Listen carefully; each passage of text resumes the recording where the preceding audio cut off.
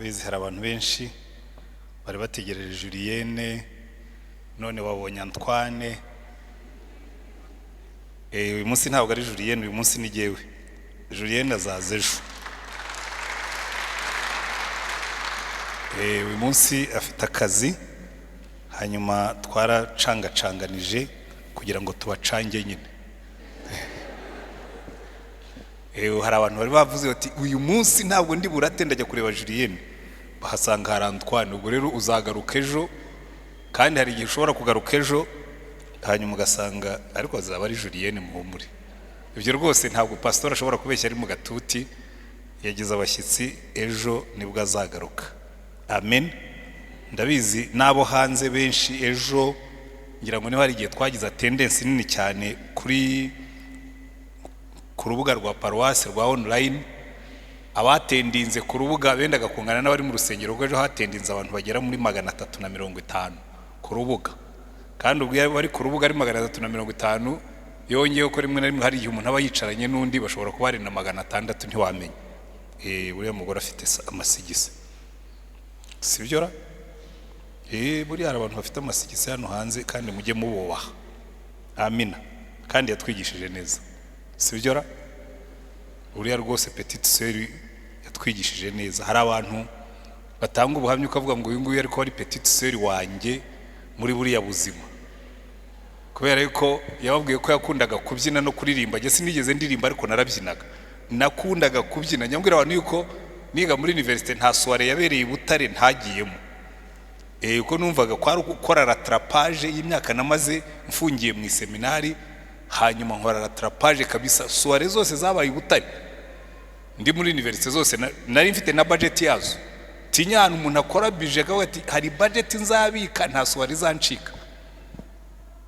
Hanyuma ukagenda ukabyina, n'ukuntu yavuyeyo nabyo byenda kumera nk'ibyanjye, kuko jewe abakristo ba hano murabimenyereye ubwo buhamya nkunze kubutanga kenshi. Niyo mpamvu mbona nkunda amasengesho niyo yankuye mu kubyina. Jewe nakundaga nangaga uburokore, ntabwo nigeze nanga Imana jewe, ariko nangaga uburokore nashoboraga kubuvuga nabi, wari umurokore ukabivamo.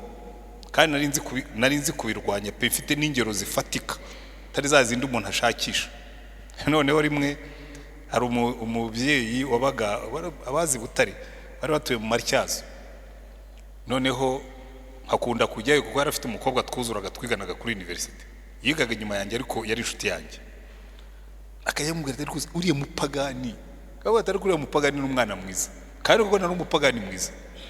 Nabwiye numva rero wowe uri umurokore jye sindiwe, ntabwo nzigera nkujyana mu byaha rwose, unyizere ndi inyangamugayo kandi twuzuye igihe kirekire, ndi umupagani. Julienne aravuga ngo uteye ipasi, jewe bari barongeyemo na mido, uteye ipasi harimo na mido. Hanyuma ariko nkamwubaha nyine kuko nari mwibikiye, nari mvuga ibyo byose hari abo tugomba gukorana ibyaha, hari nabo tuzabana nk'umugore. Buriya mujye mwitondera abapagani, hari abapagani bari smart bazi ubwenge. Noneho umunsi umwe ariko rero iyo najyaga iwabo nabatezaga akavuyo, mama we nta kindi yavugaga Yesu gusa. Ajya si nta bindi biganiro bifite agaciro mugira, muricara ibirenge byanyu biri mu ijuru, umutwe ni wose wasigaye ku butaka. Muzagarura ibirenge ku isi ryari ngo mugende nk'abandi. Umukecuru umumama akajya amubwira ati umuhungu ni umupagani. Noneho bukeye haza umugabo umwe wo muri Kongo ahitwa Kabera, usanga bari ari benshi. Uwo mumama yakundaga gucumbikira abantu, ndababona kabisa, nkora mu kanwa. Uburokore ndaburwanya mbere kayuko ari ibintu byaho by'ibinyoma.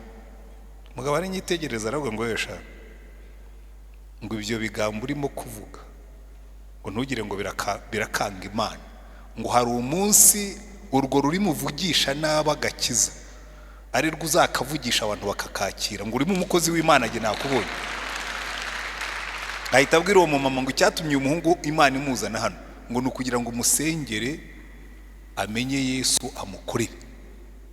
Uwo mumama agiye ku mavi, icyo gihe adeperi yari umudeperi nyine, ntiyakubwiye ngo umuhungu wamusengeye yari umudeperi.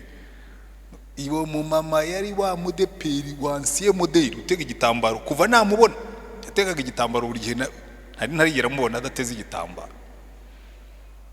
Icyo gihe bagiraga ibyumba isi yose, yandika izina ryanjye aryohereza hirya mu byumba, aravuga ati musengere umuhungu w'umupagani azi iwanjye ariko ni satani igenda, avuga n'abagakiza n'abagafite bakumva bakavamo. Ariko Imana yambwiye ngo yamuzanye iwanjye ngo musengere ngo ni umukozi w'Imana. Arasenze 78 rien, 79 rien, 80 akamikimasa, 81 rien, 82 ndangiza université rien. Noneho ibyaha bibona cash. Rero nubona umuntu w'umupagani umuhaye cash, noneho harabo umupagani muri proportion za cash yabonye. Twarabyinnye mu Ruhengeri, twarabyinnye muri Teta Gauche, mu tubari, muri Stop, twarabyinnye muri Muhabura, twarabyinnye. Hanyuma umwaka urangiye Imana yavuga ngo kagiye cyo kubyina kirarangiye. Mboni wari wiraje nisanga Rurindo. Bibiliya wa mukobwa yampaye, nafata igitabo ubundi nkunda gusoma. Ugeze ni wanjye wabibona ko nkunda gusoma, ko ntaho wakandagira ngo kwasanga igitabo iwanjye. Ahantu hose biba binyanyagiye. Ndasoma niyo nicuye, cyangwa se nyandusoma ninjo ko byabangamira madamu ngewe ndi inyangamugayo. Ariko ubundi nkibageye nyine ndi umuseribateri, naricuraga nkasoma, nabyuka nkasoma buri gihe, niyo nabaga ngiye kwigisha nabaga nsoma. Hanyuma nafata igitabo nkumva nsishwi, nafata ikintu nkumva shwi, ariko nafata Bibiliya nkumva harimo akantu karukuruze. Ndayisoma nsitara kuri Yesu, bombi iraturika. Numva kabisa ijambo rimwe gusa, aho Paulo yandikiye Abafilipi akababwira ngo kubwanjye kubaho ni Kristo, ngo no gupfa byambera inyungu. Ndabona uyu mugabo arasobanutse azi icyo abereye, ugiye imbere y'iki kubyina. Cyakora iyo gihe sinari nkibyina, agahinda kari karamperanye. Hasha, hari igihe agahinda kakwihererana no kuririmba bikakuvamo. Nakundaga indirimbo, nari mfite ikiradiyo kasete kingana gutya, amakasete yose abaho, indirimbo zigezweho zose zabarizwaga iwanjye. Nari naraziguze mfite ikarito yuzuye. Nafataga iyo nshatse umuntu yambwira ati nkunda izuyu nguyu, Demisi Rusose ndazifite, nanamuskuri ntizirahari. Abaririmbyi b'icyo gihe nyine bose tukiri abajene, nashyiramo indirimbo nkumva ntibigenda, agahinda karakanyagwa. Noneho ntangira gusoma Bibiliya, nsitara kuri Yesu, ndavuga numva rero yewe ntabwo njya pfa kujya mu bintu buriya yewe n'ubundi komeze ndi ntagondwa. Iyo ugiye kunjyana mu kintu, iyo ngiyemo ubwo mba narundumutse, iyo mvuyemo ngenda wese sinjya ngira igice. Ndabona maze zafata iki gitabo nyisome gatatu nkirangiza mu mezi 6. Ndabona nafashe icyemezo. Nasomye Bibiliya, narasomaga nkageza mu gicuku, nkaryama nkasinzira, nakwicura nkasoma. Mu mezi 6 nari maze kuyisoma gatatu. Abantu bambonye mbwiriza batazaho nakirijwe ko narayisomye gatatu. Ndavuga nti kabisa ibi bintu biri solid, bifite ireme, bifite imbaraga. Ntangira kubwiriza. Ndibuka umuntu ubwa mbere nabwiye umuntu ko nakijijwe, hari kuwa 5 ndabyibuka. Hanyuma ku cyumweru ndamubwira ntumpe nigisha. Nakijijwe kuwa 5 mbwiriza, ku cyumweru mpamagara abantu barihana. Nuko bigenda. Buriya hari abantu Imana iba yarakuye kure, nimubona tuyikorera dushyizemo imbaraga. Hari izo tuba twarakoresheje kwa Satani, tuba turimo gukora catch up, kavuga ngo umva Satani. Hari korasi twajyaga turirimba icyo gihe tugizo, igihe nataye nkorera Satani Imana cyarambabaje. Iyo korasi najyaga nyine bumva Satani, naragukoreye birahagije, ubu ngiye gukorera Yesu kandi nzarinda nsaza ntareba inyuma. Haleluya. Kuko hari ikintu nasezeranije Yesu, naramubwiye ngumva nzagukorera ntareba inyuma, kuko wankuye ni kuri. Amina. Uyu munsi tukomeje ku nyigisho ivuga ngo uko Imana ibona abanyabyaha. Nanjye yarandebye irambona. Haleluya. Irambona. Uzi hari igihe ugenda Imana ikureba ikavuga ngo umva, abantu barabona umunyabyaha, barabona umuntu urwanya agakiza, ariko genda ndabona umukozi wanjye uzamvugira. Haleluya. Abantu bakureba bakabaturiye n'umunyabyaha, bakubona ubyina mu kabari bakavuga turebe byararangiye. Cyakora mbabwiza ukuri, hari ubwo abantu bibeshyera, sinigeze mu musinzi. nakundaga kubyina ariko sinakundaga kunywa, nanywaga nkeya zo kugira ngo mbone energy yo kubyina gusa. Icupa rimwe ryabaga rihagije, hanyuma nkuzuza ikirahure nkakomera, sinongere kugikoraho, hazigaye nkabyina nkanasengera. Ibyo bintu bibiri narabikundaga. Hanyuma Yesu arambona, aramfata, ankurayo, ampa umurimo we. Haleluya. Muzi indirimbo njya mbabwira hano nakundaga, najyaga nicara nkabona ko bishoboka bite koko. Hari abandi bahungu twabanye bari very polite, ntibari abasazi nkatwe, ukabona bari pose bameze neza batakijijwe. Kaza bishoboka bite ko ari jewe wangaga ibintu by'agakiza nkabivuga nabi. Hari undi muhungu twajyaga tugenda kajya muri ujye ugerageza kuba poli, ukiri ikinyabupfura, ntukagishe impaka abantu mu bintu byabo. Abwira noya cyewe nanga abantu b'indyarya babeshya bakizwe iki simbazi. Ariko we nuko Yesu aramfata, arankomeza. Uyu munsi turakomeza turebe iyo nyigisho ko Imana ibona abanyabyaha. Ejo Julienne yatubwiye amagambo meza aravuga ngo iyi Imana ireba abanyabyaha ibona abantu yashyizemo byose, abantu yakozemo investment irenze izo ushobora gukora zose. Yohana yabyanditse neza aravuga ngo umva ngo kuko Imana yakunze abari mu isi cyane yatanze umwana wayo w'ikinege. Iratubona, ifata umwana wayo iravuga ngo ngiye kugura bariya abantu, kandi sindi bubagura ifeza n'izahabu, ahubwo ndabagura amaraso y'umwana wanjye. Haleluya. Buriya ni ikintu gikomeye cyane, ntabwo abantu bajya babitekerezaho ngo bumva agaciro kabo. Bambe hari igihe mbona abantu Satani yarabakubise, abasiga ibyondo, arabahindanya, abakuramo imbaraga, arabihebesha, bakwireba bakabona rwose nta kigenda. Ariko Imana yigahagarara mu ijuru ikavuga rwose kuki utumva neza yuko number 1 nakuremye mu ishusho yanjye.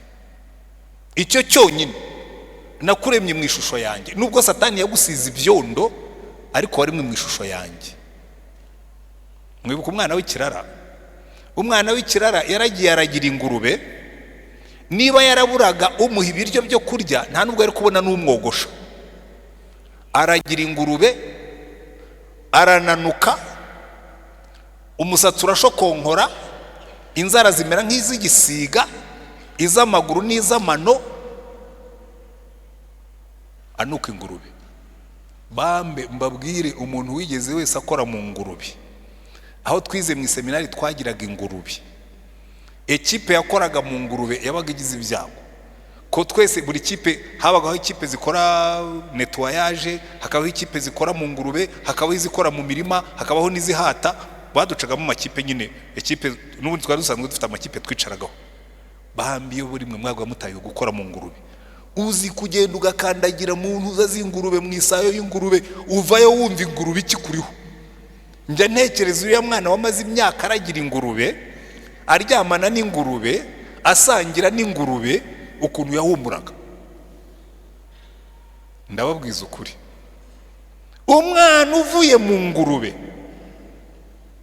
saramubona aturuka hirya, ntiyamwitaza. Icyatumye atamwitaza, yaramurebye abona isura ye muri wa mwana, aravuga ngo uyu ni umwana wanjye nibyariye. Ave mu ngurube, ave mu mase, ave he, ariko ni umwana wanjye. Ataranamwuhagira, bataranamuhindurira n'imyenda, bataranamukarabya, ngo aramufata aramuhobera. Ntiyirukanka ngo amubwire ati genda ubanze wikirininga use neza ndabona kuguhobera. Ahubwo ngo ya uko waza usa kose uri umwana wanjye uragarutse. Aramuhobera kuko yibonaga muri uwo mwana. Haleluya. Buriya ni Imana itureba, irakureba wigaragura mu businzi, ikakureba wigaragura mu byaha, ikavuga ngo ibyo ari byo byose uriya arimo ishusho yanjye. Kandi burya umuntu wese arikunda mu bandi. Kera ntaraza hano nkiri kuri katedrali, abagabo bamwe baramuzi yabaga ahangaha. Hari umugabo witwa Majoro, ubu yagiye gukora mu Busuwisi.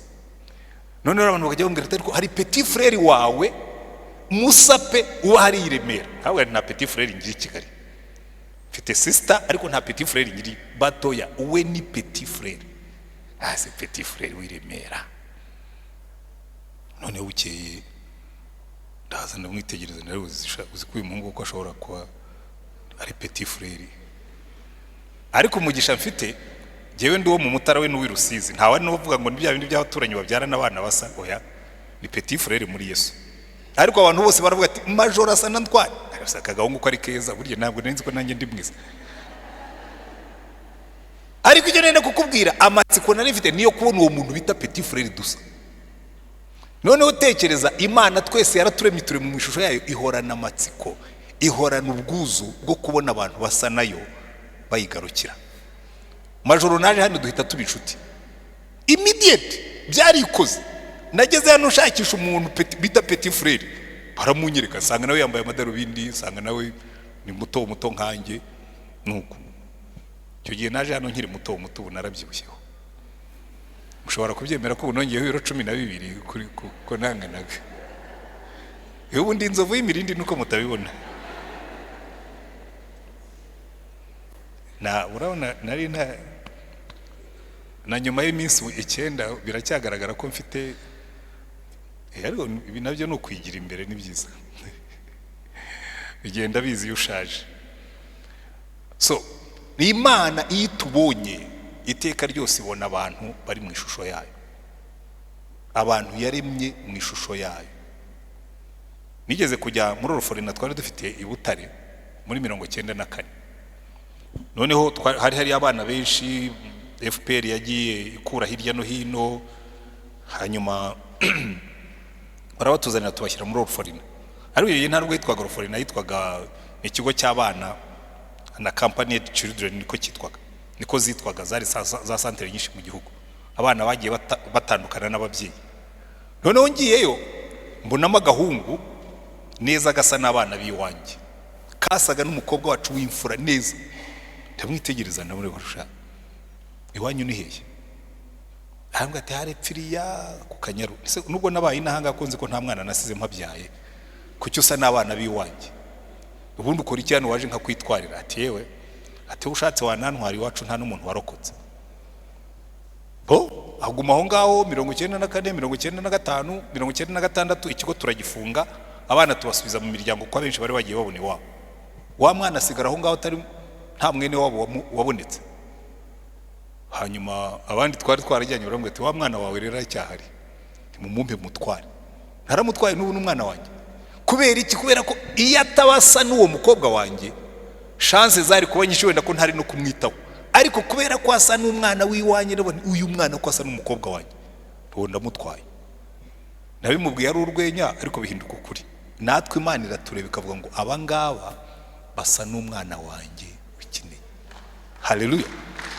Kuko we ntabwo Imana yatumye marayika, yatumye umwana wayo avuka afite umubiri asa natwe. Haleluya.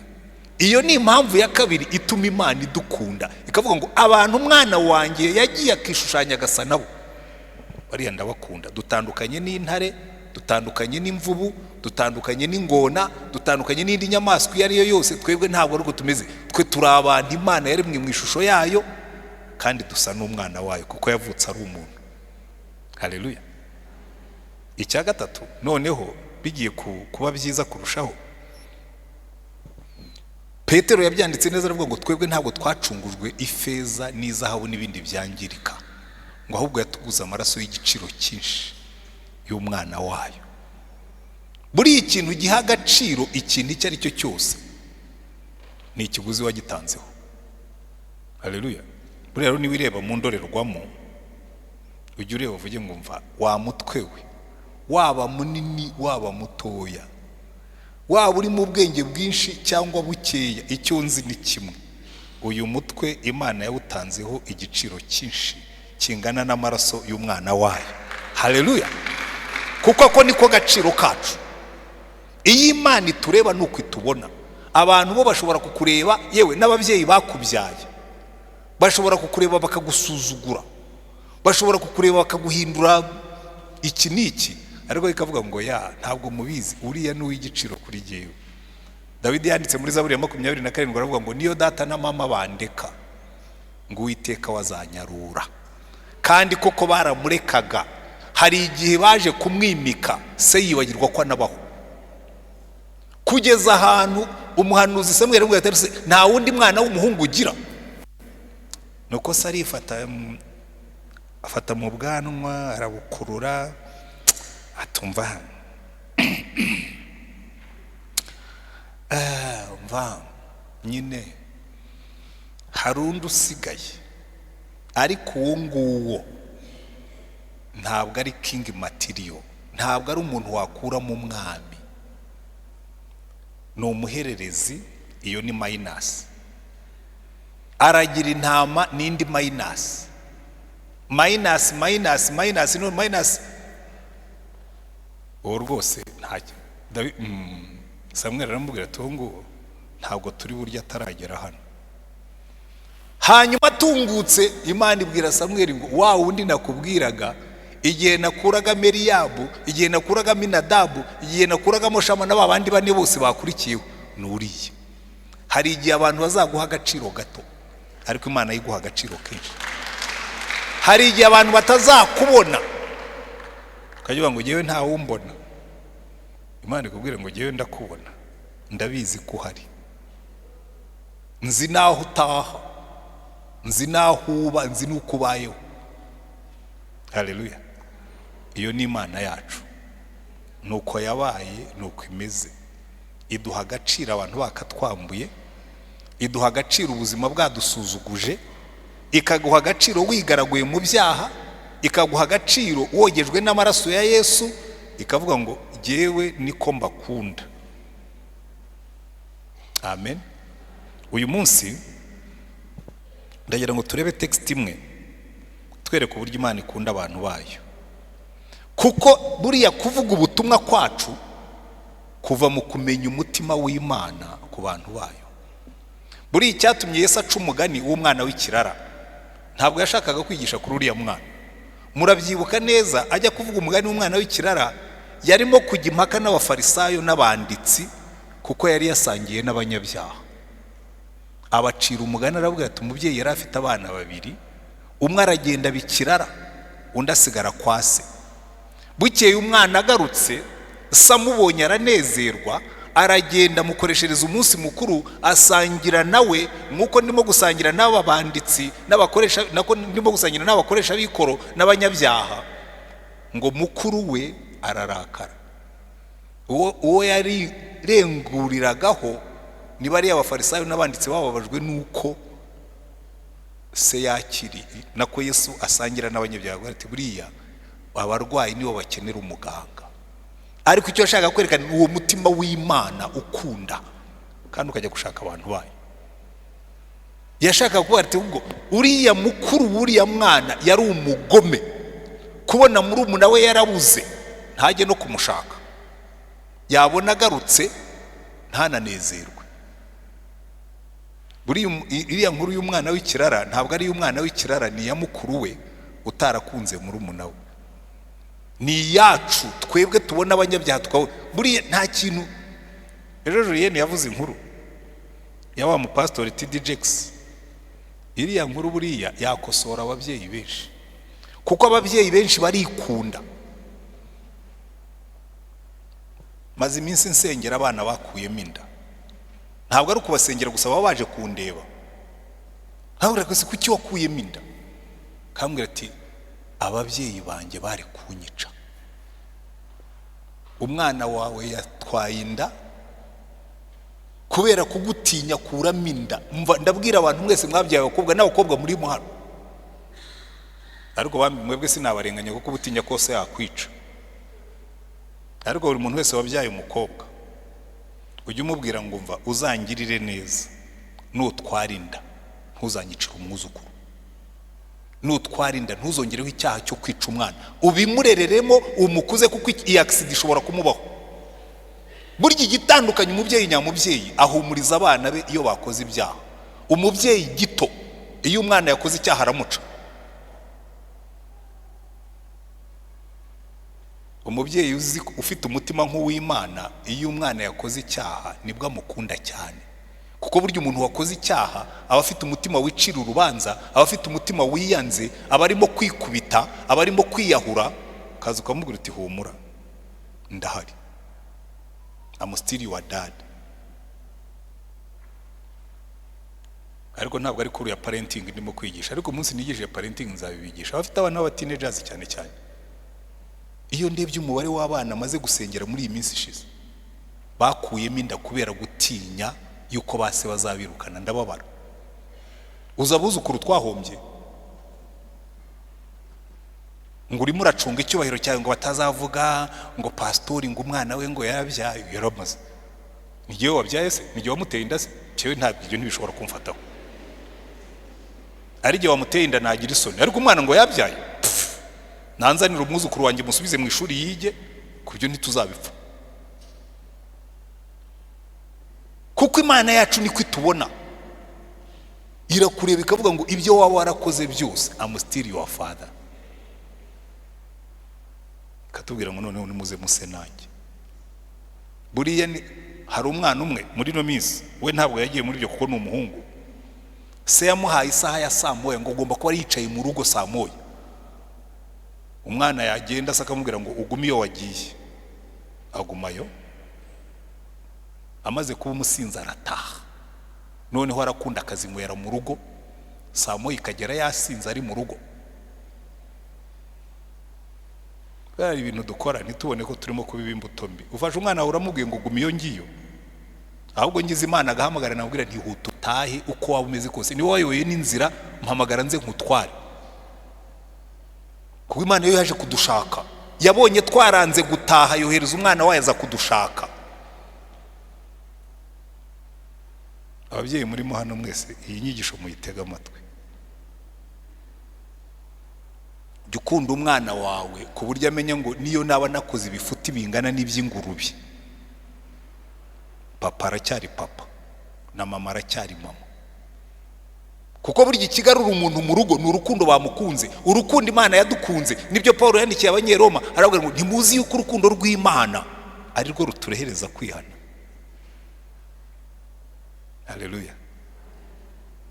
Imana ikunda abantu bayo. Reka turebe amagambo dusanga mu Kuva ibice 3, ndayavugaho amagambo makeya kuko atwereka uwo mutima w'Imana. Umurongo wa 7 kugeza ku wa 10, Uwiteka aramubwira ati, Kuva ibice 3 umurongo wa 7 kugeza ku 10, aramubwira ati nukuri mbonye kubabara k'ubwoko bwanjye buri muri Egiputa, numvise gutaka batakishwa n'abakoresha uburetwa, kuko nzi imibabaro yabo, kandi mbanuwe no kubakiza, mbakure mu maboko y'Abanyegiputa, mbakure muri icyo gihugu, mbajyane mu gihugu cyiza kigari cy'amata n'ubuki, gituwemo n'Abanyakanani n'Abaheti n'Abamori n'Abaferizi n'Abahiwi n'Abayebusi. Nuko dore gutaka kw'Abisirayeli kwangezeho, kandi nabonye agahato Abanyegiputa babahata. Nuko none ngwino ngutume kuri Farawo, ukure muri Egiputa ubwoko bwanjye bw'Abisirayeli. Aya niyo magambo Imana irimo kutubwira mu gihe nk'iki. Nabonye abantu banjye bafatiwe mu byaha, nabonye abantu banjye bafungiye mu busambanyi, nabonye abantu banjye Satani arimo gukoresha agahato mu businzi, mu biyobyabwenge. None ngwino ngutume ujye kubanshakira. Haleluya. Iyi ni apel, ni umuhamagaro Imana ibwira Mose, kandi yiheraho iravuga ngo numvise gutaka k'ubwoko bwanjye, numvise kuniha banihishwa n'abakoresha uburetwa, nzi imibabaro yabo, none ndimanukiye. Haleluya. Abantu benshi rero Imana ivuze ngo ndimanukiye, njya numva abahanuzi benshi, burya abahanuzi benshi nta Imana yabo nayo ubwoko bwayo. Abahanuzi benshi yanuye ngo Imana irimanukiye, igikurikiraho iraje bakubite, iraje bahane, iraje bacoce, iraje bamenagure. Ntabwo ari gutya Imana iza. Iyi Imana ivuze ngo ndimanukiye, iravuga ngo nanga ibyaha byanyu, ariko mwe ndabakunda, nimujye kubambwirira bave muri Egiputa. nimujye kubambwirira bave mu buretwa bwa Satani, nimujye kubambwirira bave mu bihombo. Umva erega sinzi impamvu abantu batabyumva. Aba bantu ba Isirayeli buriya rero ikibazo cy'abanyabyaha gihora ari kimwe.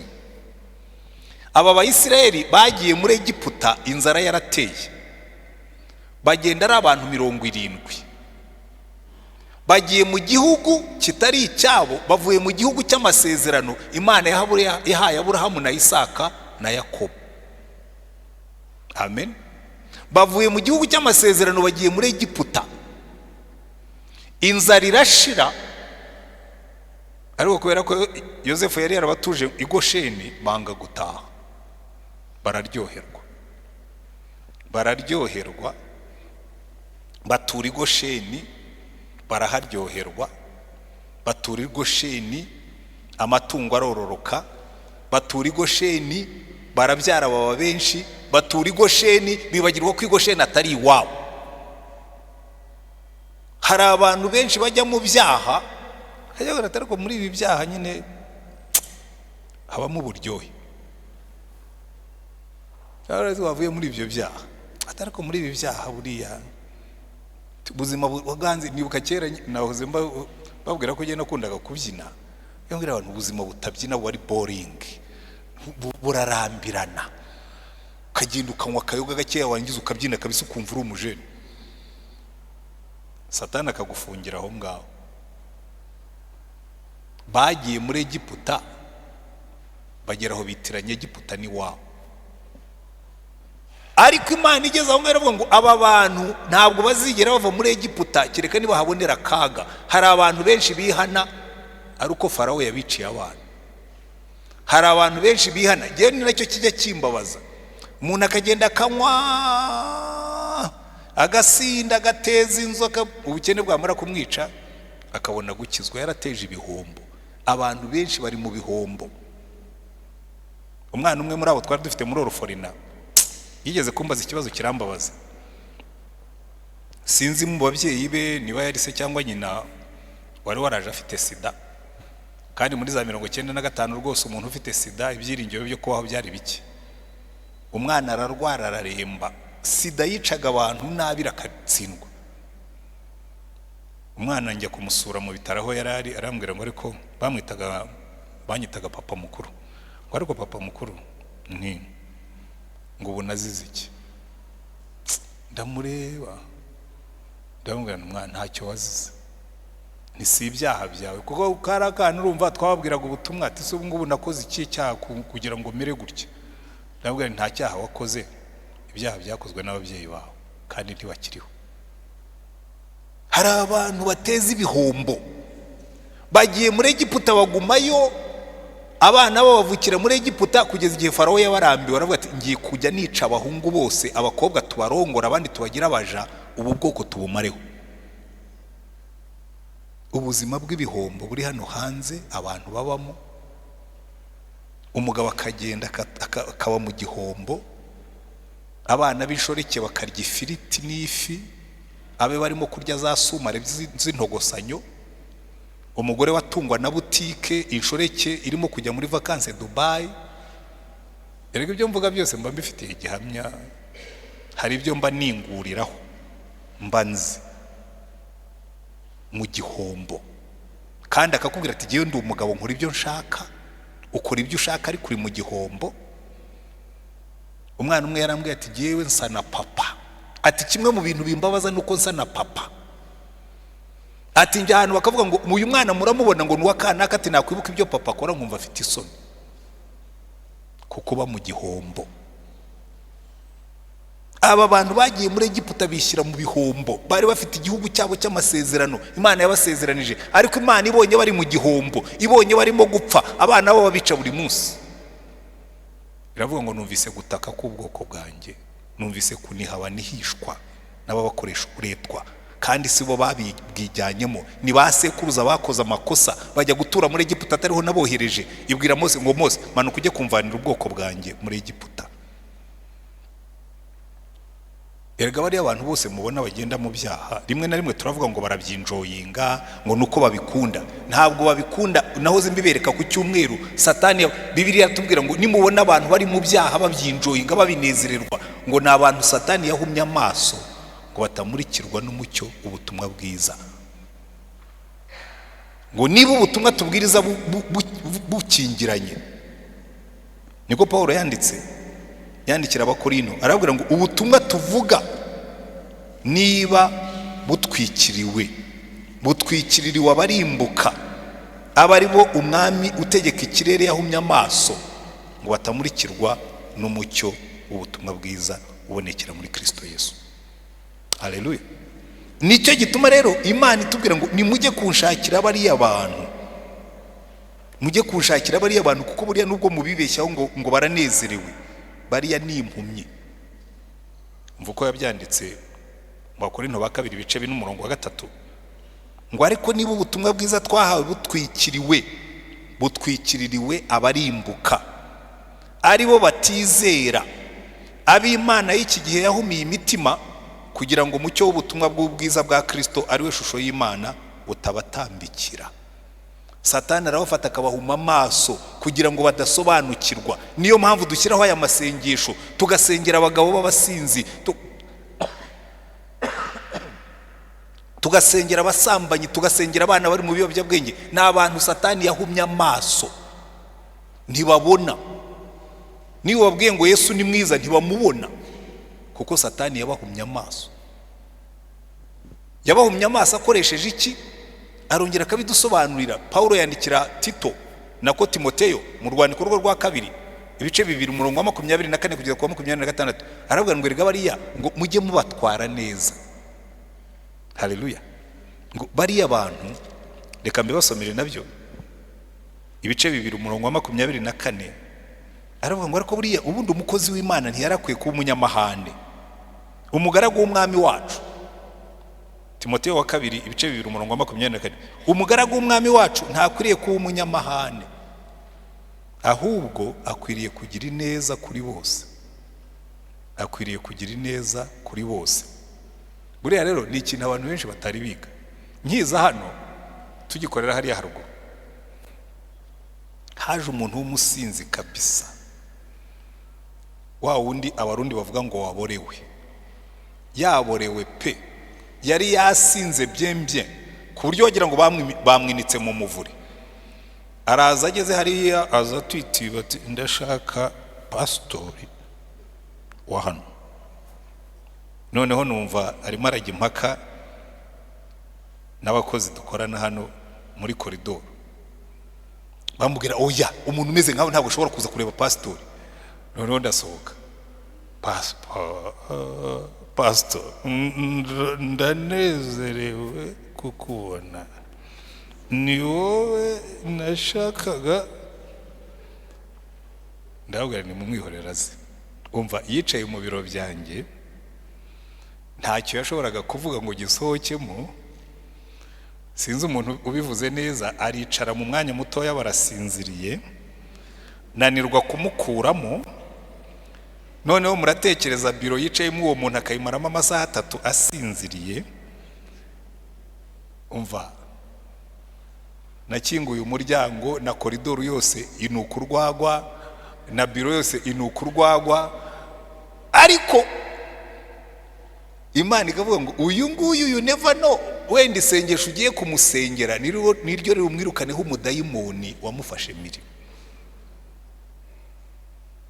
Kuko Imana iratubwiye ngo aba bantu ngo umukozi w'Imana agomba kugenda n'ubugwaneza kuri bose, agakunda kwigisha, akihangana, agahanisha ubugwaneza bamugisha impaka ngo hari nibishoboka Imana ibahe kwihana ngo bamenye ukuri, bagire bate basinduke bave mu mutego wa Satani wabafashe mbiri. Buri abantu benshi Satani yabateze umushibuka, bakurikira akaryoshye, umushibuka urabafata. Kera twajyaga dutega inkware, tugatega imbeba, iteka ryose ibintu byose bitegwa imitego hagomba kuba harimo ikintu kiryoshye bikurikiye. na Satani afite ibyaha tubwira ko biryoshye, wamara kubigeramo akagufata mbiri. Kandi hano baratubwira ngo basinduke,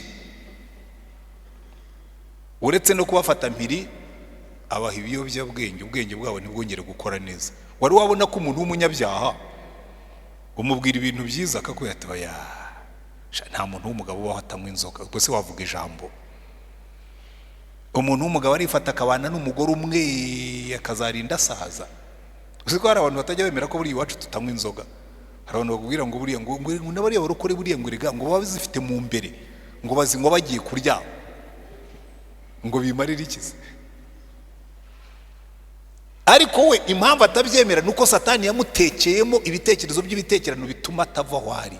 None Imana ikavuga ngo bariya abantu nimujye muri Egiputa ko bampurirayo. Uzi ko kugira ngo Mose azakura Abayisirayeli muri Egiputa byaramuguye. Yaraje iminsi ya mbere atangiye kuvugana na Farawo, Farawo yongera ibihano. Yongereye ibihano, baramubwira ati Mose, Imana ibirebe kandi izaguhanira ibyo wakoze. Kandi yaje kubakura muri Egiputa.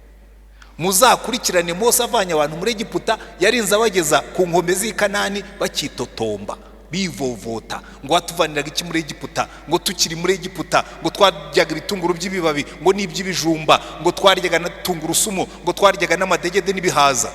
Bakibagirwa yuko Farawo yabiciraga abana. Hari n'abantu njya numva barogoreta ko bakijijwe, ngo shangwe yo ntakizwa, ngo ubu mbonye ntabwo nzigera nicuza ko nakijijwe. Aya hariya muri Egiputa uzi ibihombo byabagayo. Ndibuka cyera nkiri umunyeshuri, kandi iyo gihe amafaranga yari menshi. Nakoze ikiraka mbona 20,000, kandi nari mbikeneye rwose, nari mfite imirimo myinshi ngomba gukora mu rugo. Ariko yasware nababwiraga umutego Satani yari yamfatiyemo. Nimugoroba mbwira abagenzi banjye twagendanaga nabo ngo muzi ikintu, muze tujye kuri soirée. Hari ikintu rero twitaga kujya kuri soirée, waragendwaga nkari hanze ntiwinjire.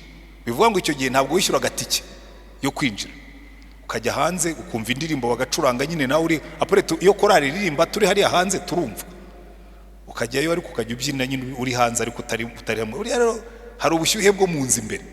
Tujya hanze, nguze byeri, nguze brochette turariye, nguze n'igitoki, ariko ngeze aho numva biranze.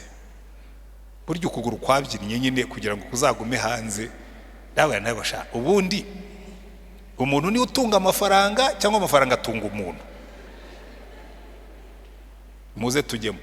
Nishyuye tike y'abantu bane. Hari abasore twagendanaga, twari twariganye mu seminari, nishyuye tike y'abantu bane tugiyemo, kandi ubu maze kugura turu ya byeri n'igitoki na brochette. Tugezemo nyine twagombaga kugura izindi tubyiniraho. Tugiyemo ndaguze, turabyinnye, nta nubwo twasinze. Bigejeje saa 7 turataha. Hanyuma mu gitondo mbyutse nkora mu mufuka nsanga harimo igikoroto cya veni. Ndagenda mbaza umwe mu bo twagenda basha, ninde narayingurije amafaranga? Ati kubera iki? Nari mfite 20,000. Nimugoroba tujya kuri soirée, none nsanze mfite igikoroto cya veni.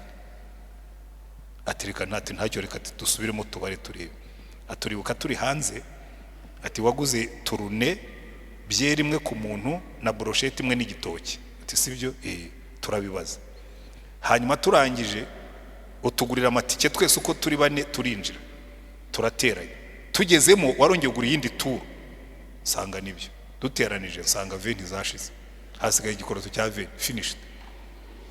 Ndicara ndigunga nyine, tekereza kumara umva icyo kiraka cyari cyarantwaye energy itagira imbaraga, itagira ingano.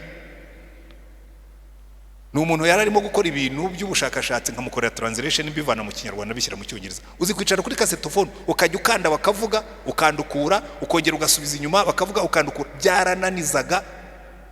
Hanyuma ndangije mu mugoroba umwe ibintu nakoreye ukwezi kose, igihombo kiba kirinjiye. Imana ibwira Mose ngo genda umvanire bari abantu muri Egiputa kuko nabakunze. Aba bari ubwoko bufite amasezerano, bari ubwoko bufite igihugu Imana yasezeranije sekuru Aburahamu na Isaka na Yakobo. Bwari ubwoko bwitwa ubwoko bw'Imana, ariko bwijyanye muri Egiputa bugumayo. Ariko kuko Imana ari Imana y'urukundo, ihamagara umugaragu wayo Mose iramubwira ngo genda ujye muri Egiputa umvanireyo bari abantu. Uyu munsi niko Imana itureba, iratureba ikatubona. Bari abantu murimo gusengera, ntimuzacika intege, ntimuzarambirwe. Mose burya erega iyo tubona Mose twibwira ngo yagiye muri Egiputa abantu bahita bavayo. Mose yakoze ibitangaza 10 kugira ngo Farawo arekura abantu, kandi ntabwo yabikoraga buri munsi. Burya ntimushobora kubyumva. Mose ashobora kuba yaramaze imyaka muri Egiputa akora igitangaza kimwe, Farawo akabanza agatinda, akongera agasaba audience, agasubira agakora ikindi, byatwaye igihe. Ariko bageze aho bavayo. Imyaka 40 bagenda mu butayu bataragera mu gihugu cy'amasezerano, ariko abana babo bageze aho bajyayo. Ntimucike intege, musenge dukure abantu mu bubata bwa Satani, kuko Imana yahoze mbere na mbere n'uno munsi ni kwiri. Haleluya. Iyi Imana ivuze ngo ndiyiziye, hari icyo ibije gukora, kandi kudushyira mu masengesho nk'aya ngaya hari icyo Imana ishaka gukora. Hari icyo Imana ishaka gukora mu buzima bwawe, hari icyo Imana ishaka gukora mu buzima bw'urugo rwawe, hari icyo Imana ishaka gukora mu buzima bw'abana bawe, hari icyo Imana ishaka gukora mu buzima bw'ababyeyi bawe. Ntuzacike intege, uzabwire Satani ngo Satani ngiye guhagarara aha ngaha, ntabwo uzabantwara aba bantu. Reka ndangirize kuri iyi nkuru nkunda cyane muri Bibiliya. Muzarebe muri Bibiliya harimo umugore witwa Rispa. Hari igihe ku ngoma ya Dawidi hateye amapfa amaze gutera. Noneho Dawidi abaza Uwiteka aramubwira ati reko se Mana yacu, aya mapfa twayatewe n'iki? Imana iramubwira ngo icyabateje aya mapfa ni ukubera yuko Sawuli yashatse kurimbura Abagibewoni, kandi barasezeranye na Isirayeli isezerano mu izina ryanjye. None ntabwo nshobora kubababarira iki cyaha Sawuli yakoze. Aragenda yegera Abagibewoni arababwira ati ariko ndagira ngo mbabaze rwose, nabakorera iki kugira ngo muvane urubanza ku bwoko bw'Imana? Abagibewoni bati twebwe turashaka ngo duhe abahungu ba Sawuli tubamanike ku karubanda Igibewoni, rubanda yose ireba. Dawidi kubera ko aricyo kintu Imana yari yamubwiye ngo akore, arababaha nako. Ariko muri abo ngabo yatoranije uwo Rispa yari inshoreke ya Sawuli, ngo arengera Mefibosheti mwene Yonatani kuko yari inshuti ye, we ntiyamutanga, atanga abana Sawuli yabyaye ku nshoreke. Baragenda barabamanika. Noneho Rispa, uriya mugore Rispa ambera icyitegerezo gikomeye cyane. Ngo Rispa aragenda ashaka ibigunira, hanyuma abisasa iruhande rwa za ntumbi, ngo imvura iragwa, izuba ririnda rigaruka, ngo Rispa atarava aho hantu. Ngo bukeye baragenda babwira Dawidi baramubwira ati Rispa ntabwo yigeze ava ku mirambo y'abana be bamanitswe. Ngo Dawidi abyumvise bikumukora ku mutima, ngo atuma abantu arabwira ngo nimugende mujye Gibeya, mumanure iyo mirambo, mushake n'amagufwa ya Sawuli na Yonatani, muyahambe nk'uko bikwiriye. Kubera Rispa, iriya perseverance ya Rispa, hari abantu bacu Satani yamanitse ku karubanda. Tugomba kwicara tukavuga ngo Mana, ntabwo tuzemera ko aba bantu Satani abadutwara, tuzabahagararaho kugeza igihe tuzaba mwambura. Yeremiya yigeze kuvuga nako Nehemiya yigeze kubwira Abisirayeli arabwira ngo nimuhaguruke turwanirire imiryango yacu, turwanirire abagore bacu n'abakobwa bacu n'abahungu bacu. Mose ava muri Egiputa, Farawo yaramubajije ngo ni bande bazagenda, aramubwira mumva tuzatwara abagabo n'abagore, dutwara abahungu bacu n'abakobwa bacu, dutware n'abasaza n'abakecuru, ngo n'imikumbi n'amashyo yacu tuzabitwara, ngo kugira ngo byose bijye gukorera Uwiteka, ngo nta n'ikinono tuzasiga hano. Tugomba gusenga tugakura abantu bacu mu bata bwa Satani kandi ntiducike intege. Aho baba barageze kure hangana hati, Imana irimo iraduhamagara, iratubwira ngo hagarara ku bantu bawe kugeza igihe uzabakura mu nzara za Satani. Dusenge Imana. Ariko buri muntu wese yisengere ngo Imana imukoreshe kugira ngo ibi byifuzo turimo gusengera tuzabona Imana ibisohoza. Hari abagore barimo gusengera abagabo babo ngo bave mu businzi n'ubusambanyi. Hari ababyeyi barimo gusengera abana babo ngo bave mu biyobyabwenge. Hari abavandimwe barimo gusengera abavandimwe babo ngo bave mu buzima bw'ibyaha. Hari n'ibindi byifuzo. Tugomba gusenga ntiducike intege kugeza igihe tuzabona Imana idushubije mu byo twayisabye. Haleluya. Abakuki yaranditse aravuga ngo ngiye guhagarara ku munara wanjye aho ndindira ngo ntegereze icyo azambwira kubw'ibyo namuganyiye. Duhagarare ku munara wacu turindire icyo Uwiteka azatubwira kubw'abantu bacu turimo gusengera, kubw'ibyifuzo bitandukanye twashyize imbere ye. Sinzi urimo gusengera, sinzi icyakuzanye kuri uyu mugoroba ko turi mu minsi y'amasengesho. Uzamura ijwi ryawe wongere ubwire Imana ngo Mana wumve gusenga kwanjye, kandi sinzava imbere yawe nka rispa ntarabona igisubizo cyawe. Turagushimye Mwami Mana yacu. Ikitunezeza nuko aba bantu turimo gusengera bose ari ababohewe mu businzi, ari ababohewe mu biyobyabwenge, ari ababohewe mu busambanyi, ari ababohewe mu bugoryi bw'uburyo bwose.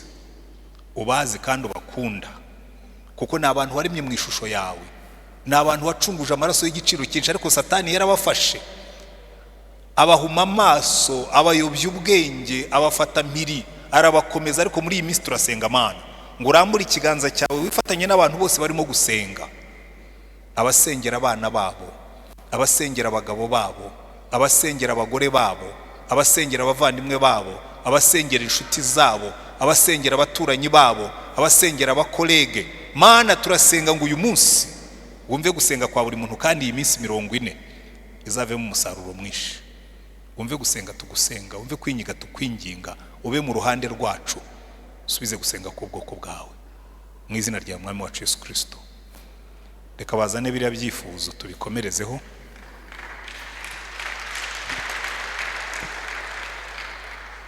N'abatarabishyira mu giseke nta kibazo, ubifate mu mutima, uraza kuba ubishyiramo.